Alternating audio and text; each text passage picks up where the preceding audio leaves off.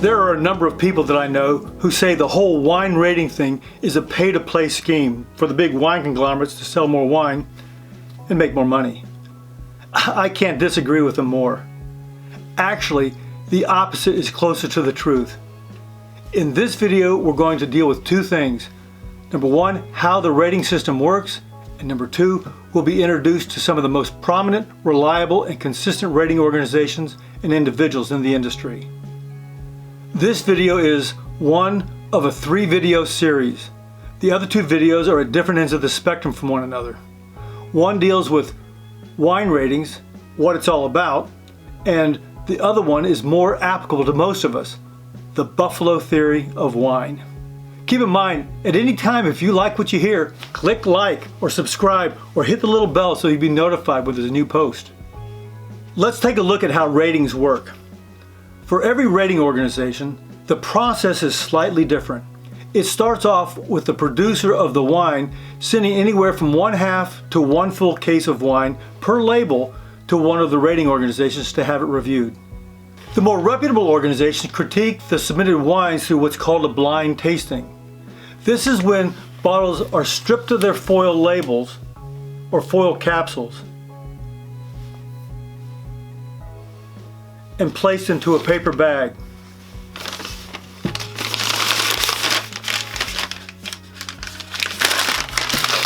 There are 4 or 5 different wines that are arranged together of similar vintages, similar appellations, and locations. Without knowing who the producer is or the price of the wine is then tasted. Even though this is done by experts, this is a sensory analysis, which means it's not completely objective. The scores are an opinion submitted by experts in their field. Once tasted and evaluated, the scores are then recorded. After all this, the bag is pulled off the wine so that it is revealed who has produced the wine. So is this a pay-to-play? Does it cost the producer to have their wine rated? The answer is no and yes. No, in that the producer does not pay the rating organization to have their wines rated. And yes, submitting your wine costs the producer money. Let me show you how that works. If I, as a producer, wanted just one of my wines to be reviewed, I would send, depending on the rating organization, between 1/2 and 1 full case of wine to them. One of the main reasons you send so many wines to have reviewed is because many rating organizations do not have just one person or one critic assessing my wine. 1 fresh bottle goes to each critic. Accordingly, if I wanted to have 12 of my wines reviewed, I would send as many as 12 cases or 144 bottles. Should I decide to have 4 organizations rate my wine, that could be as many as 48 cases or 576 bottles, plus shipping. So does that cost me to have my wine rated? Yes. You know, it's really a shame. Many of the smaller producers lack both the confidence and the finances to have their wines reviewed. That means if you only purchase rated wines, you'd be missing out on the opportunity of tasting some phenomenal wines. How are you doing there? Is this information making any sense? If it is, write Asti in the comments below. Generally, most reviewing organizations use the 100-point wine rating system. However, to confuse matters, there are several organizations that use a 4-point, 5-point, or 20-point system. I'm not going to deal with those guys because they're not very prominent in the marketplace. Most 100-point scales actually start at 50 points, and some raters never include wines below 80. On the wine rating bell curve, you'll see that thousands of wines never make the magical 90 points. On top of that, different organizations use different terms and differ on the point range per category. One organization has one way of defining things, while another organization has a different way. There's no standardization. What that tells me is when you're going to use points, use them as a barometer, not as an absolute fact. In my view, anything over 85 points, you can't hardly go wrong. points tell us what the experts think about the wines. You still have to deal with how you individually like the wine. As I get to the second thing we're going to take a look at, let me pause and say the key players who review and rate wines stake their reputation on their ratings. They are some of the most prominent, reliable, and consistent rating organizations and individuals in the industry. There are also other second and third tier rating organizations that may provide a higher score than the wine would earn maybe elsewhere. All that to say, taste some wines and read some reviews. That way you get to know who you can really rely on. Okay, the key players.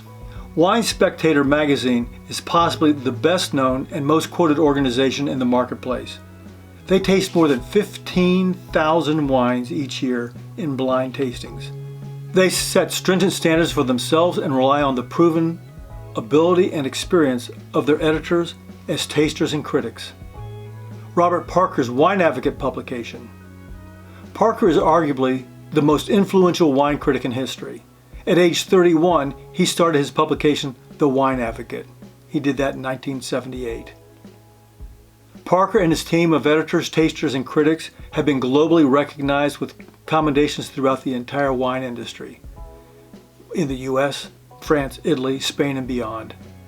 At age 72, Parker retired in May of 2019, and The Wine Advocate will continue his legacy. Wine Enthusiast magazine was founded in 1979. Their ratings are based on blind tastings by the magazine's editors and other qualified tasting panelists. Wine Enthusiast is regularly regarded as one of the top sources of wine education and information, and of course, accurate wine ratings. Steve Tanzer's International Wine Cellar, also known as IWC. Since 1985, he has been an independent and critically acclaimed wine expert. In 2014, Tanzer sold IWC to Vinous. He is now editor-in-chief of Vinous. Vinous was established by Antonio Galloni in 2013. With the acquisition of Tanzer and the IWC editorial team, Vinous has become one of the top global players who offer in-depth ratings and coverage of new releases, older wines, winemakers, maps, and wine recommendations. Next is Wine and Spirit magazine. In addition to rating wines, Wine and Spirit is one of America's most trusted publications regarding food, wine, and spirit.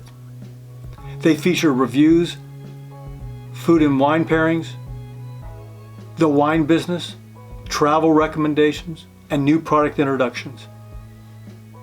Another one is tasting.com, and this is owned by the Beverage Tasting Institute, which was founded in 1981 with the goal of producing fair and impartial wine reviews for consumers. I'm including them because they're a little bit different. Their panel of experts is made up of professional retailers, restaurateurs, journalists, buyers, bartenders, and sommeliers. They've earned their way to being highly regarded in the industry. Others who have made a name for themselves are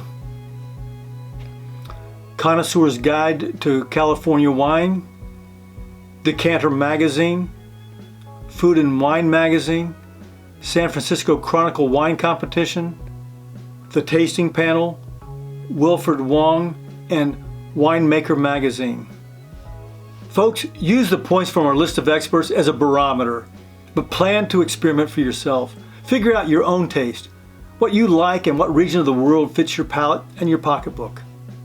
As I mentioned earlier, this video is one of a 3-video series. The other videos are at different ends of the spectrum on rating wine. Again, they are wine ratings, what it's all about, and the Buffalo theory of wine. Well, there you have it. Everything you need to know about rating wine and how it works and who the key players are. If you enjoyed this video and was helpful to you, let me know in the comments below. Make sure you subscribe for new videos that come out every single week, and give it a like if you liked it. If there's someone that you know that's interested in wine, make sure you share this video with them. I would really appreciate that. And ring the bell to be notified when I post other videos. Folks, I'm here to help and serve you as we learn more about wine together. I look forward to you joining me on Facebook at Asti Wine Consultants, Instagram at Asti Wine Consultants. And if you have questions, let me know in the comments below. And if you're looking for some wonderful wines, check out my website, www.astiwines.com.